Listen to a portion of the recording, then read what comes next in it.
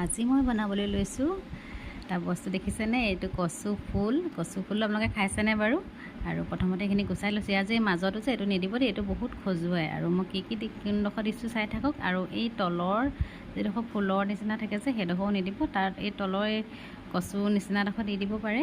আৰু এইখিনি নিদিব, এইখিনি কাটি লৈ যেনেকৈ এইডোখৰ নিদিব, এইডোখৰ বহুত খজুৱাই, এইডোখৰ নিদিব, খাবলৈও বেয়া হয়। তাৰ ফুলখিনিহে বাছি দিছোঁ, যিহেতু ফুল মোৰ 6-7 মাহ মানে পালোঁ। যিহেতু পানী বেছি হয় তেনেকুৱা জেগাতে ফুলবোৰ ফুলে।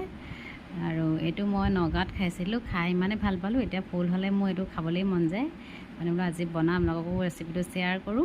তাৰপিছত এইখিনি ভালকৈ ধুই লৈছোঁ। মই মানে কম হ'ল কাৰণে অকণমান কচু দি দিছোঁ দুডালমান তাতে। আৰু এইখিনি প্ৰথমতে সিজাই ল'ব লাগিব।